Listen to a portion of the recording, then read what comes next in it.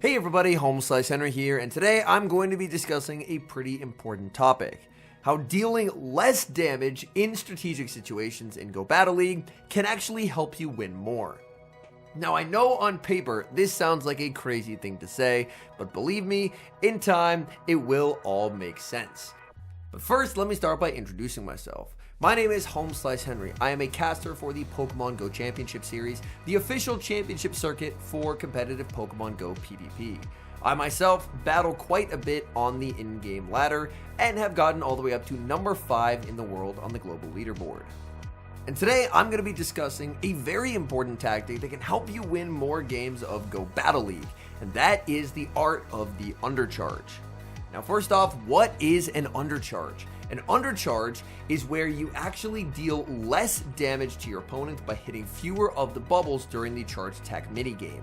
Now, this might seem like a crazy thing to do. Why would you want to do less damage when the way to win a game is to KO your opponent? Well, part of the advantage that doing an undercharge can do is it can allow you to farm up extra fast moves of energy, therefore getting more energy to make future charge moves later in the game. Now this needs to be done in a very strategic manner, as if you undercharge and your opponent can switch out, then it doesn't really have the same value.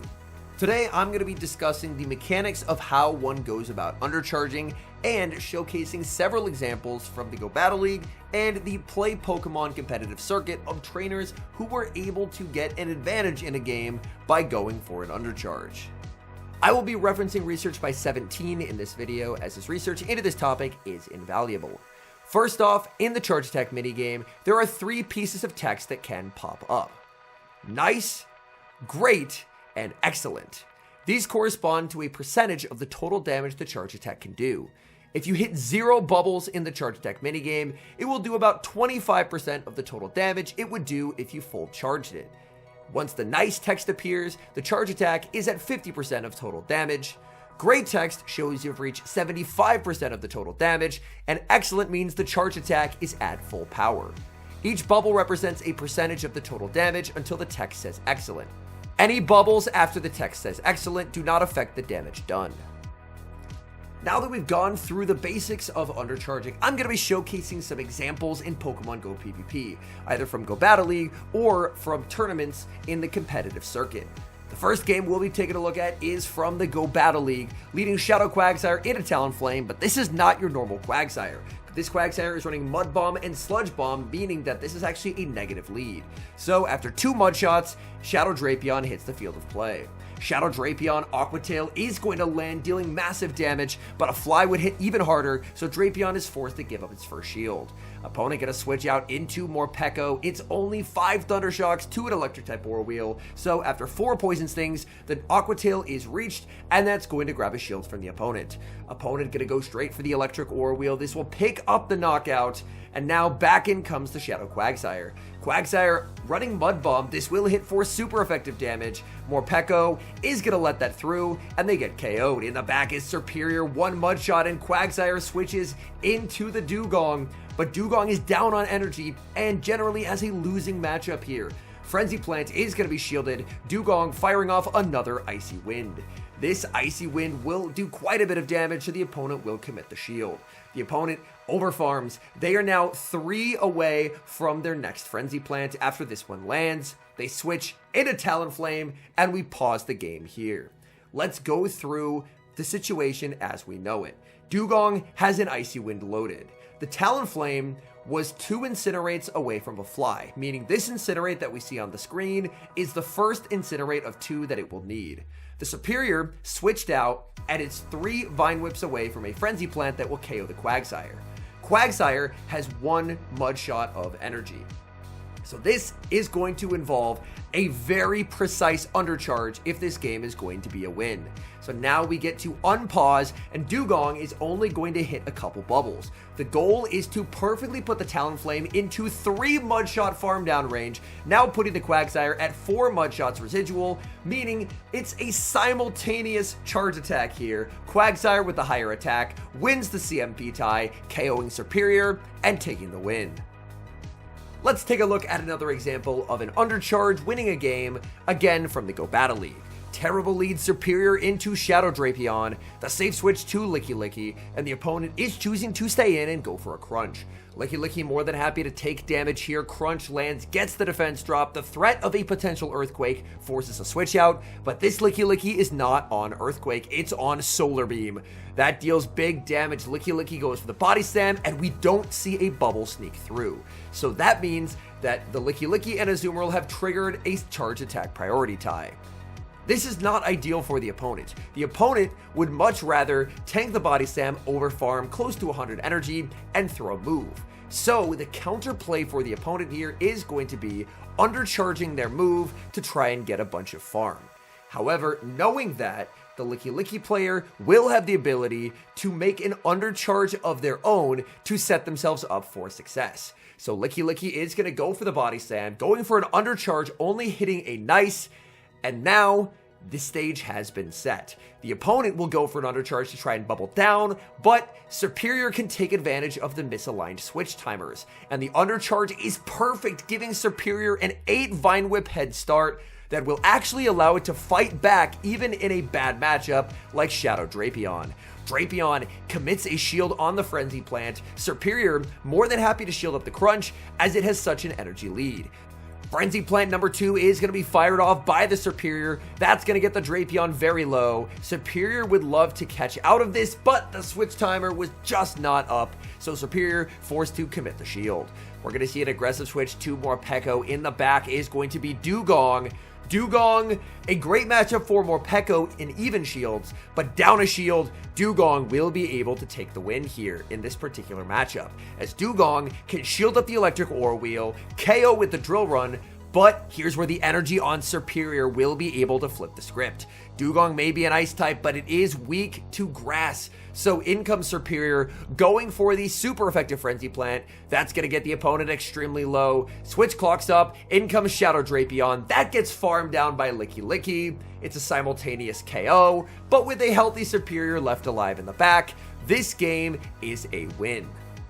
Let's take a look at an example of a game-winning undercharge, this time from the official competitive Pokemon GO PvP circuit. The stakes are high for this game. This is a group finals at a regional championship. Whoever wins this best of 3 will advance to the second day of the competition. The leads start off neutral enough, Shadow Dragonair versus Lickitung. At the time, these Pokemon had identical pacing, but Dragonair was able to win the CMP tie. So Lickitung, not going to throw right away, knowing that it would be trapped throwing a move that it didn't want to throw just yet, will commit the shield, and Dragonair is going to shield back. Mr. Ace, realizing he's getting farmed down, tries for a Gligar snipe, but rises Shadow Dragonair, survives on 1 HP, and is able to grab the final shield. Out comes Jellicent, and things absolutely not going well for Mr. Ace 2500. He is going to be firing off a Dig. Dig is going to land, dealing some pretty sizable damage, but the Surf that is fired off in return is going to get this Gligar basically at 25% health. Another Surf is reached, and that is going to be a KO onto the Gligar, and all that's left is a Lantern and a Lickitung that has basically no HP remaining. In comes Lantern, going to be answered with Annihilate, and we will see building up to the Thunderbolt by the Lantern and a Surf Bait. The Surf Bait is successful, grabbing a shield. Rise is going to go for the Shadow Ball, and Shadow Ball will inflict massive damage onto the Lantern. Mr. Ace trying to get to the Thunderbolt. He gets there, and now we pause the video. The Lickitung does have some residual energy, but it has basically no health. The Lickitung can survive exactly 2 hexes. A third hex would KO, and it doesn't have the residual energy needed to be able to make a Power Whip. So as Mr. Ace, how does he win this game? Well, the answer is he's going to have to try and leave the Annihilate at exactly 1 HP with an undercharge. So he will go for the Thunderbolt. He misses 2 bubbles along the way. It leaves the Annihilate at 1 HP. Rise clicks the Ice Punch, but clicking a move takes 1 turn. The lick goes first, and Mr. Ace, with the 1 lick that he got from getting that undercharge, that actually causes him to win the game. So an incredibly difficult win condition to find, but with absolutely frame-perfect execution on the undercharge, Mr. Ace was able to force a decisive game number 3.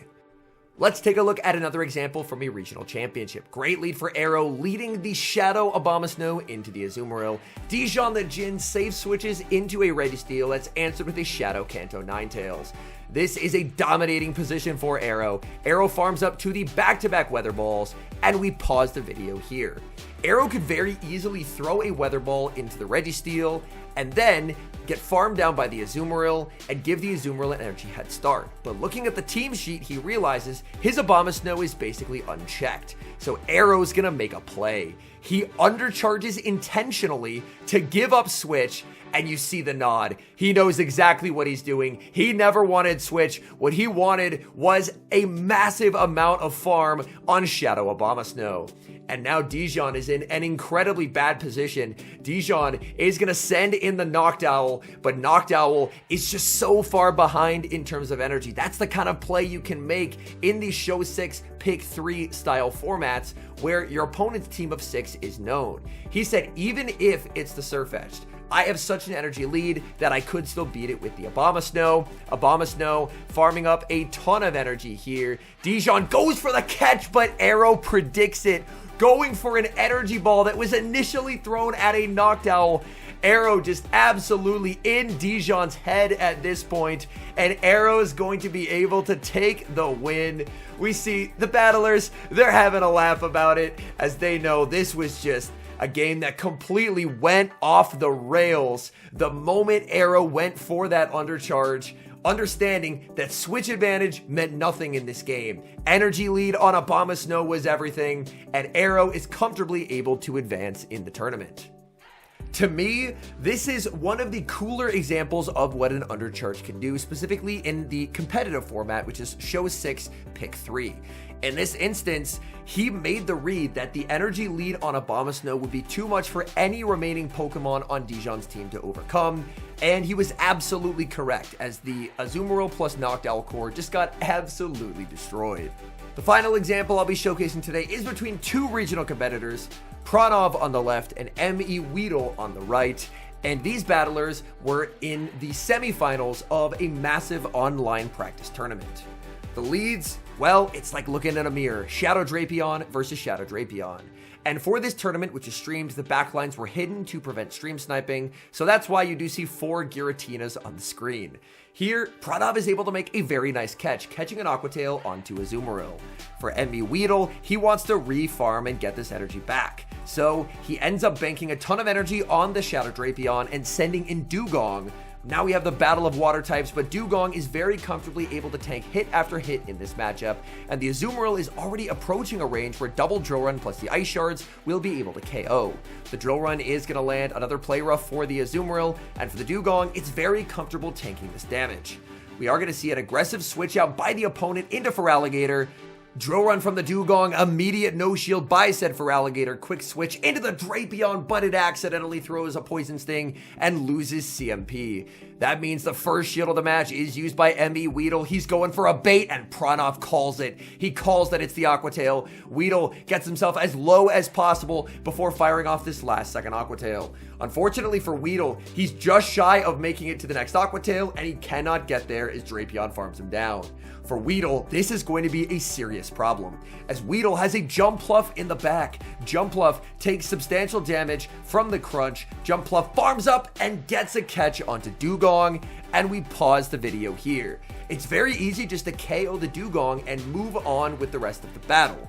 But in this situation, Pranov needs all the energy he can get, so he's going to go for an undercharge. He's only going to hit some of the crunch bubbles. This leaves the Dugong at 1 HP, allowing him to get a free Poison Sting, while in exchange, he actually took no damage as the Ice Shard did not register. The Aerial Ace will be shielded. We now see a switch into a Azumarill, trying to force M.E. Weedle to throw energy. And here, guess what? We're pausing twice in one video.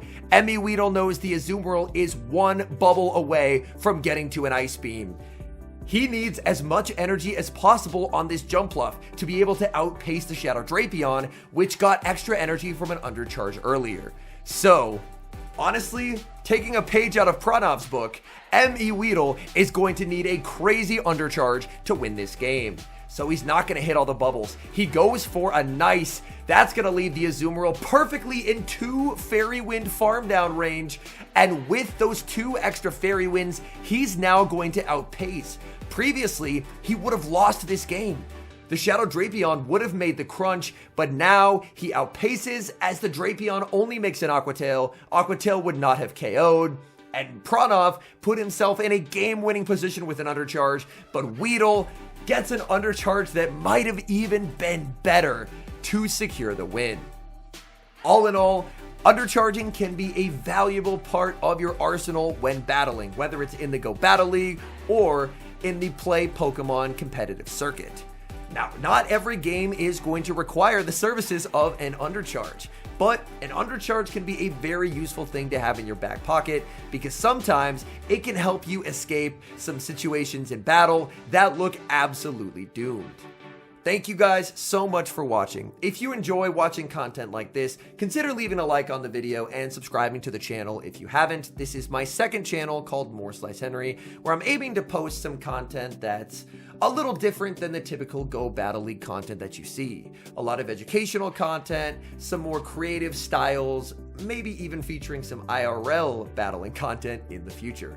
Thank you guys so much for watching, and until next time, I've been Home Slice Henry.